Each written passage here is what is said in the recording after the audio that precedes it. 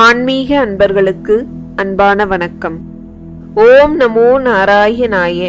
இன்றைய பதிவில் நாம் ராமாயணத்தில் நடந்த ஒரு சிறு நிகழ்வை பார்ப்போம். இறைவனிடம் செலுத்தும் பக்தியின் பரிமாணத்தை 3 வகையாக பிரிக்கலாம். கடவுள் நம் கண்களுக்கும் புலன்களுக்கும் எட்டாத நிலையில் எங்கோ வியாபித்திருக்கிறார். அவர் என்னை காத்து ரட்சிக்கிறார். அவருக்கு நான் நன்றி கடன் பட்டிருக்கிறேன் என்று கருதி அவரை சரணடைந்து பக்தி செலுத்துவது முதல் வகை. கடவுள் உலகிலுள்ள எல்லா ஜீவராசிகளிலும், ஏன் ஒவ்வொரு அணுவிலும் வியாபித்திருக்கிறார். உயிர்களிடம் காட்டும் அன்பின் மூலம் இறைவனுக்கு சேவை செய்யலாம் என்று கருதி கடவுளை வழிபடுவது இரண்டாவது வகை. கடவுள் என்னுள்ளேயே இருக்கிறார், அவரை வேறெங்கும் தேடத் தேவையில்லை.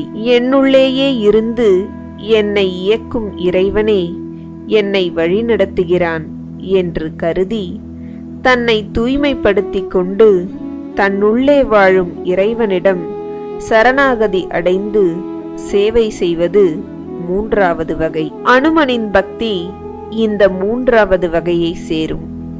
ராமாயண காவியத்தில் ராமருக்கு அடுத்தபடியாக பேசப்படுபவர் அனுமன். நம் தேசத்தில் பல வகையான ராமாயணங்கள் பல்வேறு காலகட்டத்தில் பல்வேறு மொழிகளில் எழுதப்பட்டு காலம் காலமாக பேசப்பட்டு வருகின்றது. தமிழில் கம்பர், இந்தியில் துளசிதாசர், சமஸ்கிருத மொழியில் வால்மீகி போன்று பல்வேறு ராமாயணங்கள் உள்ளன.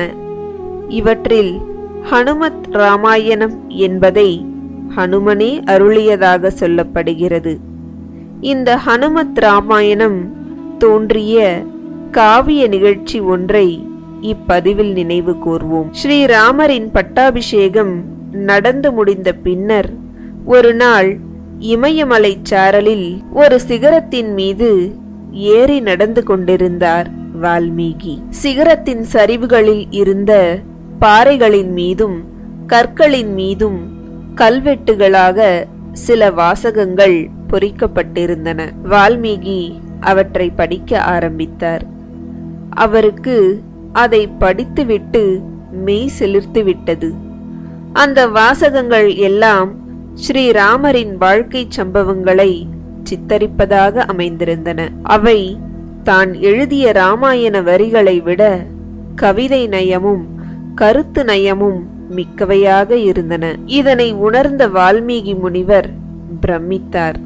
இந்த கல்வெட்டுகளில் ஸ்ரீராமரின் கதையை யார் உருவாக்கியிருப்பார்கள் என்று எண்ணியபடியே இமயத்தின் சிகரத்தை அவர் அடைந்தபோது அங்கே மற்றொரு ஆச்சரியம் காத்து கொண்டிருந்தது. அங்கே அனுமன் யோக நிஷ்டையில் அமர்ந்தபடி ஸ்ரீராமநாமத்தை ஜபித்துக் கொண்டிருந்தார். அவரது யோக நிஷ்டையை கலைக்க விரும்பாத வால்மீகி தானும் அங்கே அமர்ந்து ராமநாமத்தை ஜபிக்க ஆரம்பித்தார். அந்த ராமநாம ஜபத்தை கேட்ட அனுமன் நிஷ்டையில் இருந்து விழித்தெழுந்து வால்மீகியை வணங்கி நின்றார். அவரிடம் ராமகாவியம் கல்வெட்டுகளாக அமைந்த வரலாற்றை பற்றி கேட்டார் மகரிஷி. அதற்கு அனுமன் மிகுந்த அமைதியுடன் ஸ்ரீராமரின் கல்யாண குணங்களையும் அவரது பெருமைகளையும் இங்கே காணும் கற்களில் நான் தான் எனது நகத்தால் செதுக்கி வைத்தேன். யுகம் யுகமாக ஸ்ரீராமரின் கதை பேசப்பட வேண்டும் என்பதற்காக இந்த காரியத்தை நான் தான் செய்தேன். ஸ்ரீராமரை ரிஷிமுக பர்வதத்தில் நான் சந்தித்தது முதல் பட்டாபிஷேகம் வரை எனக்கு தெரிந்த ராம கதையை உருவாக்கினேன். ஆனாலும் தங்களின் ராமாயணத்திற்கு இது ஈடாகாது என்றார். அப்போது வால்மீகி மகரிஷியின் கண்களில் நீர் கசிந்ததை அனுமன் கவனித்தார். அதற்கான காரணத்தை மகரிஷியிடம் பணிவோடு கேட்டார். மேலும் தான் கல்லில் செதுக்கிய ராமாயண காவிய வரிகளில் தவறு ஏதும் இருந்தால் எடுத்துச் சொல்லும்படியும் வேண்டினார். ஆனால் வால்மீகியின் கண்களில் மேலும் நீர் பெருகியது. எத்தகைய சிறப்பான காரியத்தை செய்துவிட்டு எவ்வளவு தன்னடக்கத்துடன் அனுமன் இருக்கிறார் என்பதை எண்ணி பெருமிதம் அடைந்தார். ஹனுமான், நீ ஸ்ரீராமரின் உணர்வு பூர்வமான பக்தன்.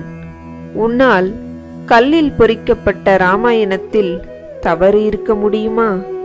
நீ எழுதிய காவிய வரிகளில் காணும் பக்தி பரவசம் என்னை நெகிழ வைத்துவிட்டது. கவலைப்படாதே, இது என் ஆனந்த கண்ணீர்தான்.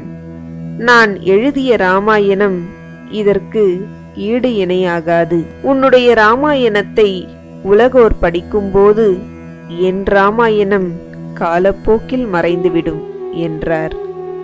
அதை கேட்ட மாத்திரத்தில் அனுமனின் கண்களில் தாரை தாரையாக நீர் கசிந்தது. உணர்ச்சி வசப்பட்ட அனுமன் பாறைகளில் தான் செதுக்கியிருந்த ராமாயண காவிய வரிகளையெல்லாம் தனது வாளால் துப்புரவாக அழித்து விட்டார். பின்னர் வால்மீகியை வணங்கி, தாங்கள் எழுதிய ராம காவியமே மிகச் சிறப்பானது, காலத்தால் அழியாதது.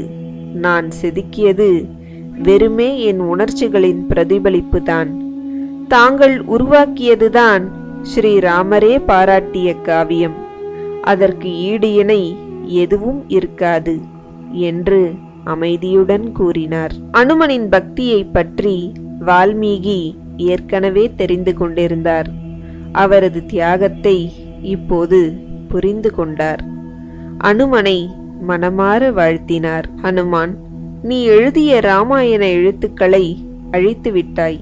ஆனால் அந்த கருத்துக்கள் என் மனதில் ஆழ பதிந்து விட்டன. எனது ராம காவியத்தில் நீ செதுக்கிய ராமகதையும் இடம்பெறும் என்று கூறி வாழ்த்திச் சென்றார். அதன்படி வால்மீகி ராமாயணத்தின் ஒரு பகுதியாக அமைந்ததுதான் ஹனுமத் ராமாயணம். அனுமன் கண்ட ராமனை இந்த காவிய வரிகளில் இன்றும் நாம் தரிசிக்கிறோம். ஹனுமன் வாயு புத்திரன், சிவபெருமானின் அம்சம்.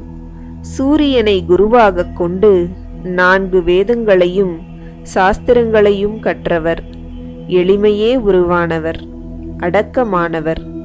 அவரது திறமையும் வலிமையும் அவருக்கே தெரியாது. ராமாயண காவியத்தில் எங்கேயும் எப்போதும் கோபப்படாதவர் அனுமன்தான். அவர் இலங்கையை எரித்தது கூட கோபத்தினால் அல்ல, ராவணனுக்கு புத்தி கற்பிக்கத்தான். சீதா பிராட்டியால் சிரஞ்சீவி என்று ஆசிர்வதிக்கப்பட்டவர் அனுமன். இன்றைக்கும் அவர் சிரஞ்சீவியாக நம்மிடையேதான் உலவிக் கொண்டிருக்கிறார்.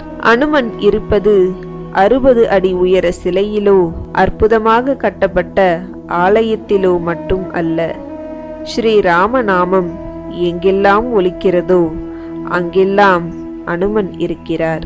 எத்ர எத்ர ரகுநாத கீர்த்தனம் தத்ர தத்ர கிருதமஸ்த காஞ்சலிம் பாஷ்பவாரி பரிபூரண லோச்சனம் மாருதிம் நமத ராக்ஷாந்தகம் என்று அனுமனை பற்றிய ஸ்லோகம் ஒன்றில் குறிப்பிடப்பட்டுள்ளது. எங்கெல்லாம் ஸ்ரீராம நாமம் ஒலிக்கிறதோ அங்கெல்லாம் பக்தி பரவசத்துடன் கண்களில் நீர்மல்க காட்சி தந்து கொண்டிருப்பவர் எவரோ அவரே அனுமன் என்று தெரிந்து கொள் என்பதுதான் இதன் பொருள். கடைசி வரியில் உள்ள ராக்ஷாந்தகம் என்பது அவர் உன் உள்ளத்தில் தேங்கி நிற்கும் ஆணவம், அகங்காரம், கோபம், துவேஷம் போன்ற ராட்சத குணங்களை அழிப்பவர் என்பதை குறிக்கும். அனுமனின் அருளை பெற ஸ்ரீராம் ஜெயராம் ஜெய ஜெயராம் என்று ராமநாமத்தின் பெருமையை சொன்னாலே போதும். அனுமன் அந்த பக்தர்களுக்கு சேவகனாகி அருள் புரிவார். அஞ்சனை மைந்தனாம் அனுமனை வழிபடுவதால் நமது உள்ளத்தில் நேர்மை, தூய்மை, தியாகம், பக்தி, எளிமை, அடக்கம் போன்ற உயர்ந்த குணங்கள் உருவாகி நம்மை உயர்த்தும் என்பதில் எந்த ஐயமும் இல்லை. இந்த வீடியோ உங்களுக்கு பிடிச்சிருந்தா லைக் பண்ணுங்க, ஷேர் பண்ணுங்க, கமெண்ட் பண்ணுங்க. மறக்காம நம்ம சேனலுக்கு சப்ஸ்கிரைப் பண்ணுங்க. நன்றி.